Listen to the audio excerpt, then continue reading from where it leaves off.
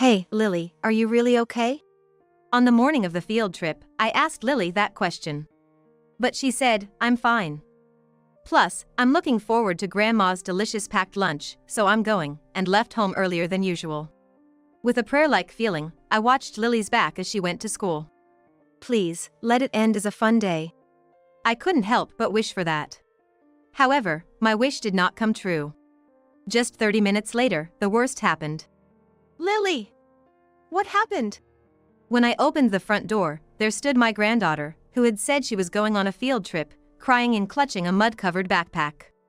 And inside the backpack she showed me, it was stuffed with a bunch of trash.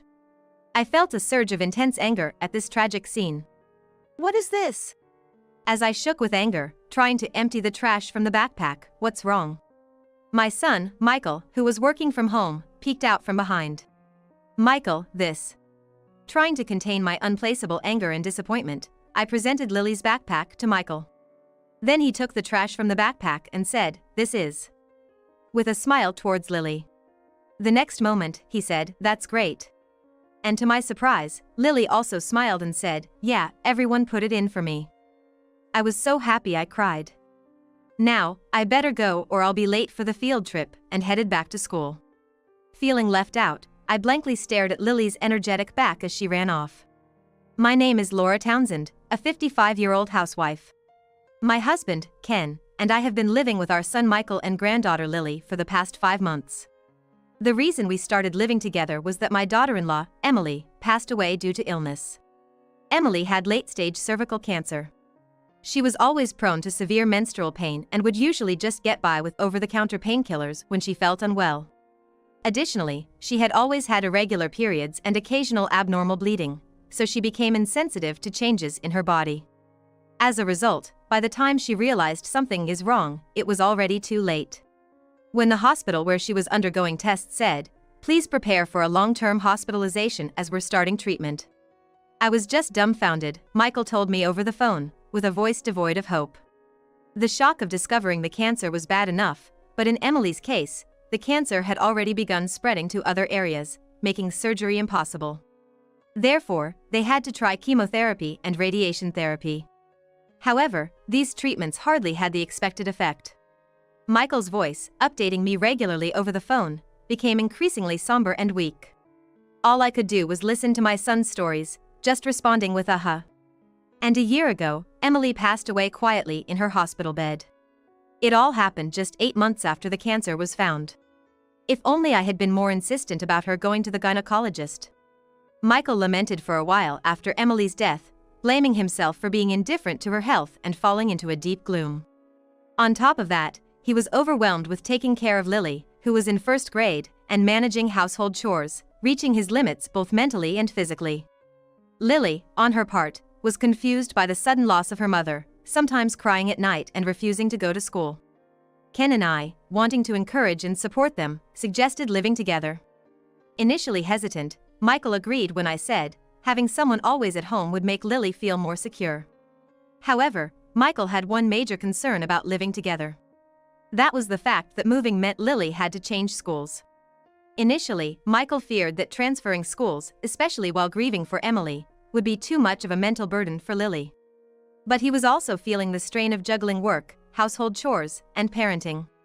After days of deliberation, he couldn't come to a conclusion. So, he decided to ask Lily how she felt about it. "Hey Lily, Dad and Grandpa and Grandma are saying they'd like us to live together at Grandpa's house. What do you think?" "Eh? Live at Grandpa's house? I want to go." "Is that so? If we do that, you'll have to change schools. Is that okay?" "Change schools? What's that?" "It's like moving houses, but we'll be moving to a new school. So, you won't be able to see your friends from your current school anymore. Is that all right?" "I see. Does Dad want to move?" "Dad is okay with either. What you feel is most important." "Then, I want to move. That means Grandma will always be with us, right?" "Yeah, Grandma and Grandpa will always be with us. So, we'll start preparing for the move, okay?" With that, Lily strongly nodded in agreement to Michael's final confirmation. And so, it was decided that my son's family would come to live with us. Later, I found out that Lily's reason for deciding to move was for Michael's sake. Even though Dad is really busy with work every day, he looks so busy with things like my homework and cooking. So, I thought it'd be easier for Dad if Grandma was with us. When Emily was critically ill, I had stayed at Michael's house and took over all the household chores. It seems Lily decided that living with us would lessen Michael's burden based on that experience. Both my husband Ken and I were deeply moved by Lily's kindness. In return, we devoted all our love and time to Lily, taking care of her in place of the busy Michael.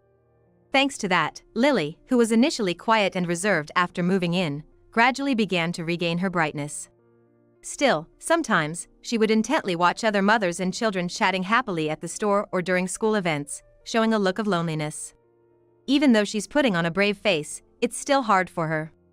At that moment, I resolved in my heart to do anything I could for Lily's smile. One day, while shopping at a nearby supermarket, a woman about Michael's age approached me. Hello there. You're Lily's grandmother, right? I'm Amber, the mother of Sarah from the same class. My daughter always talks about how much she's helped by Lily. This woman, Amber, approached me with a strong perfume scent and a forced smile. Actually, I recognized her face, knowing she was a parent from the same class. However, I didn't have a very good impression of Amber. That's because when I attended school events in place of Michael, Amber and the other moms would laugh and whisper whenever they saw me or Lily. At first, I thought I might be mistaken, but apparently, the same thing happened even when Michael attended. I thought she was rather rude, but since we were just classmates' parents, I decided not to worry about it. Faced with an unexpected encounter with someone I wasn't fond of, I thought to myself, what should I do? I'm not too comfortable around this lady. But, considering she was my granddaughter's classmate's mother, I decided to continue the conversation for a while. Amber, standing boldly in the middle of the supermarket aisle, suddenly started bragging about her family. I can't say too much since it's private information, but my husband Steve is a rising star in a big corporation. So, he earns more than most people. Plus, he's highly trusted by his superiors and is about to get promoted. Is that so? Congratulations. And my daughter is a top student and very popular in class. She was even scouted to be a kids model. That's impressive. I should be going soon. Thinking it wasn't a conversation worth blocking the supermarket aisle for, I tried to leave.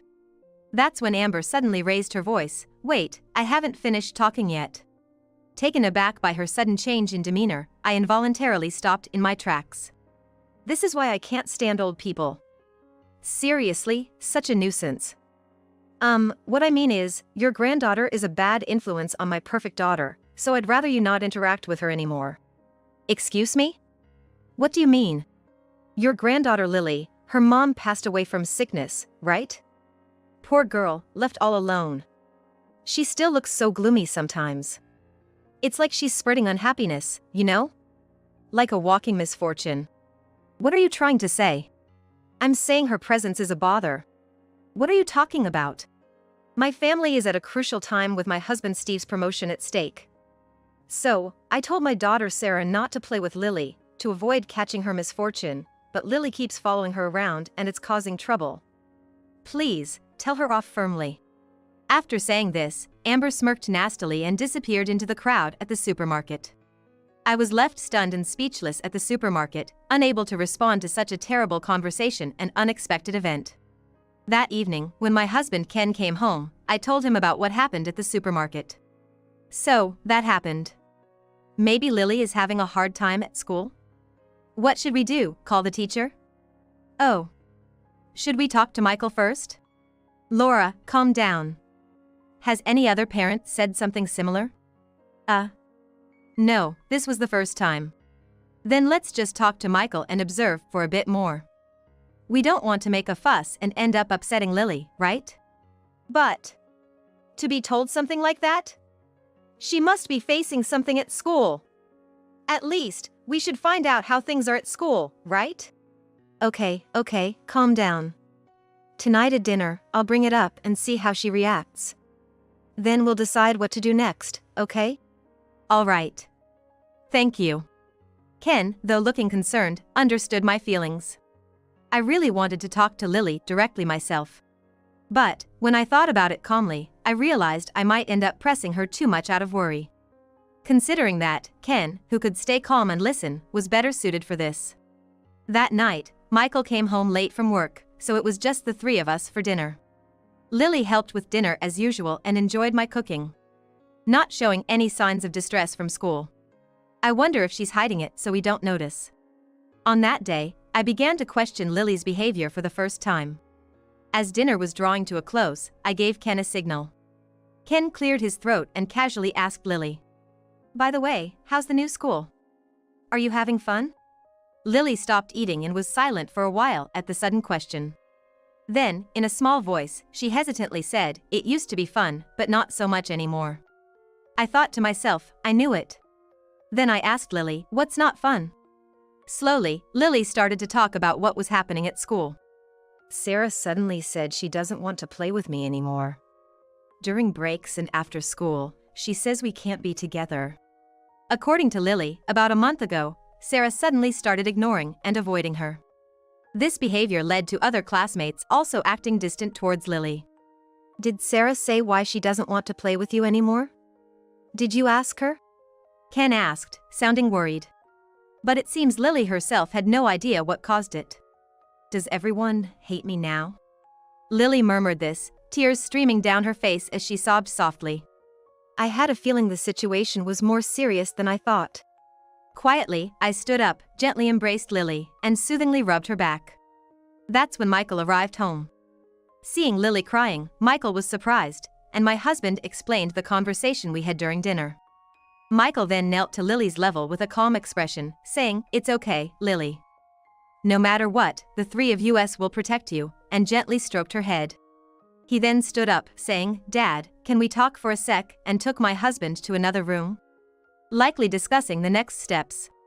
Perhaps touched by Michael's words, Lily let out her suppressed emotions, crying loudly. I held her tightly, letting her cry until she felt better. And I strongly hoped that these sad tears would only be for today.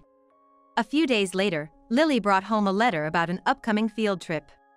Right after finding out she's not getting along with her friends, and now a field trip. What terrible timing. I thought, picturing Lily alone on the field trip. And feeling my heart ache remembering her recent tears. Hey, Lily. Just so you know, if you don't want to go, you don't have to. Before consulting with Michael or my husband, I shared my thoughts with Lily first. I knew it was important to discuss as a family, but I couldn't help but express my concern for Lily. Lily paused before cheerfully responding, "It's okay.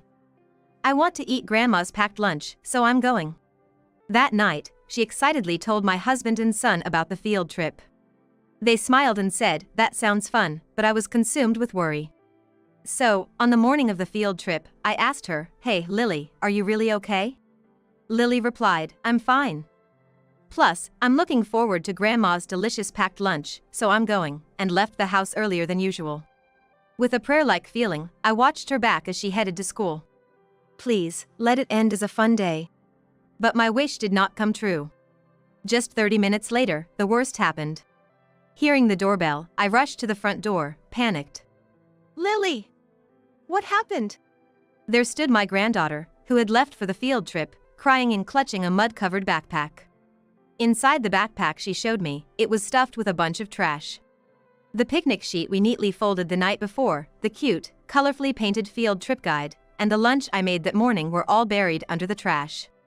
I felt a surge of intense anger at this tragic scene. What is this? As I shook with anger, trying to empty the trash from the backpack, "What's wrong?" Michael, who had been working from home, peeked out from behind. Despite his words, Michael was probably worried about Lily too. Unusually, he had decided to work from home that day, saying, "I'll stay in the living room," and watched Lily as she left. Even after she departed, he seemed restless and unable to concentrate on his work. Michael must have hoped that Lily would enjoy the field trip and return home happily. But now, facing this outcome. "Michael, this," I said, trying to contain my anger and disappointment, presenting Lily's backpack to him. Then Michael, picking up the trash from the backpack, murmured, "This is," and, for some reason, smiled at Lily. The next moment, he said, "That's great." Confused by Michael's inexplicable behavior, I almost raised my voice. But Lily, smiling just like Michael, said, "Yeah, everyone put it in for me." I was so happy I cried. Now, I better go or I'll be late for the field trip, and headed back to school. Feeling left out, I blankly stared at Lily's energetic back as she ran off. Michael then turned to me, smiling gently, "I've taken care of it, so everything's fine now," and went upstairs. My head was still in chaos, unanswered questions swirling around. But not wanting to disturb Michael at work, I silently began cleaning up the dishes in the living room. I'm not quite sure what's going on, but I'm just glad that Lily is smiling again.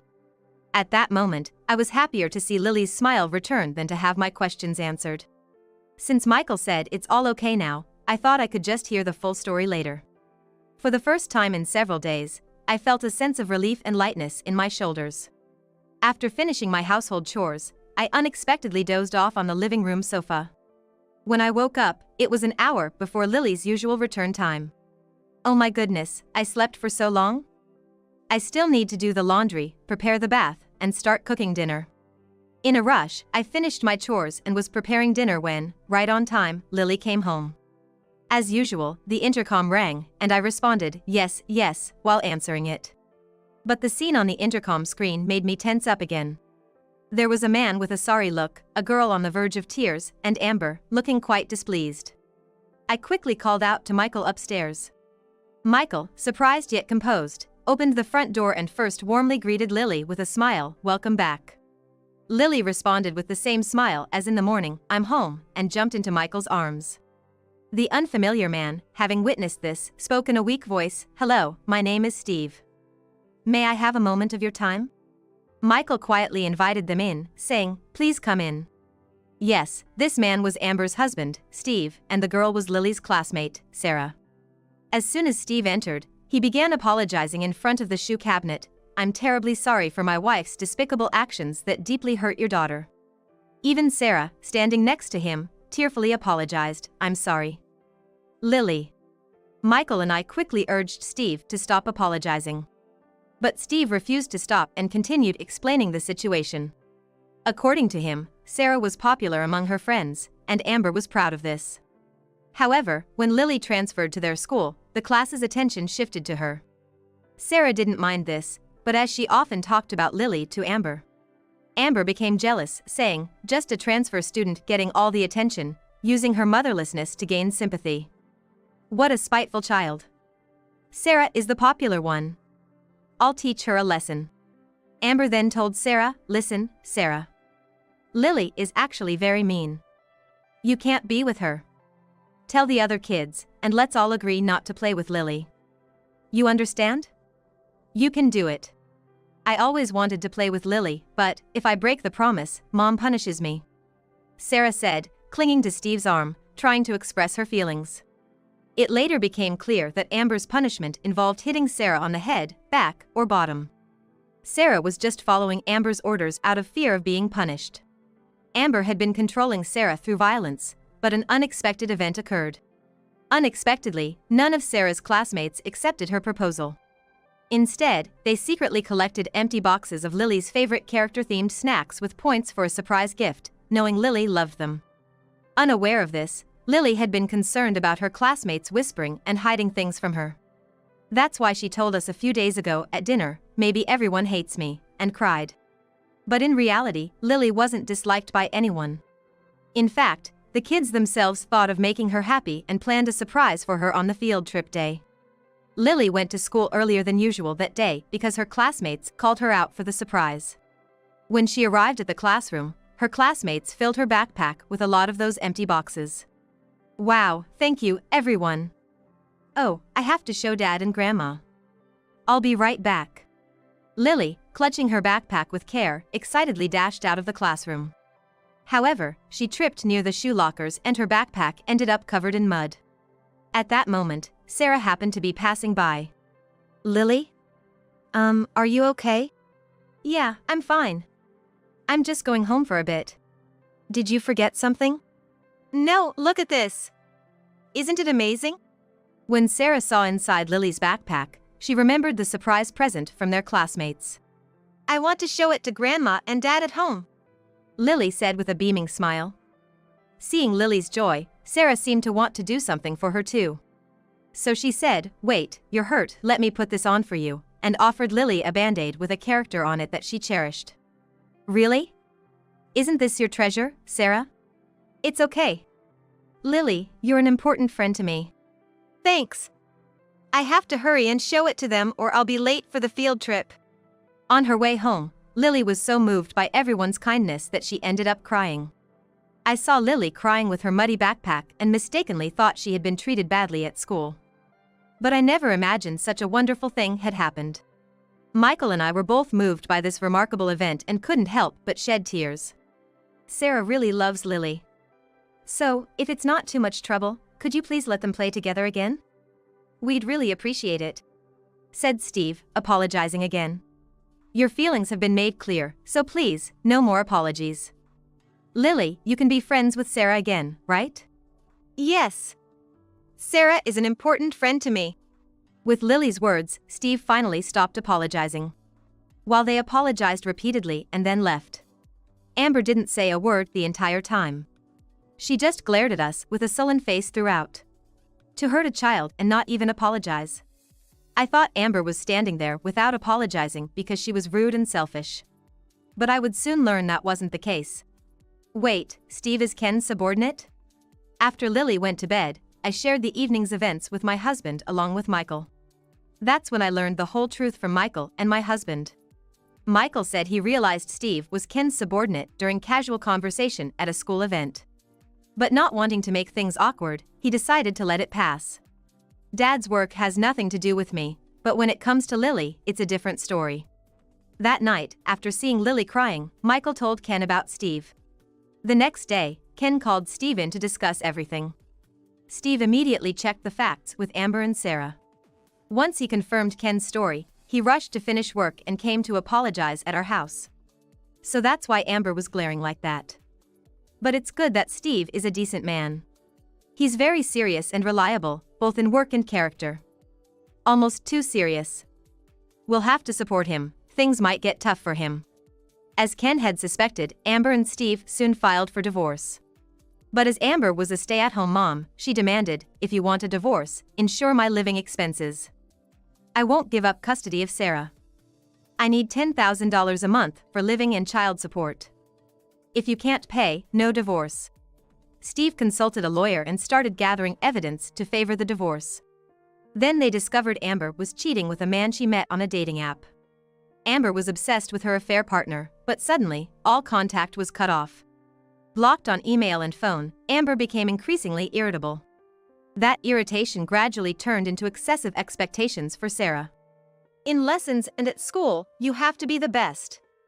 If you don't succeed, there will be punishment. Sarah was a very hard worker, diligently trying to meet Amber's expectations.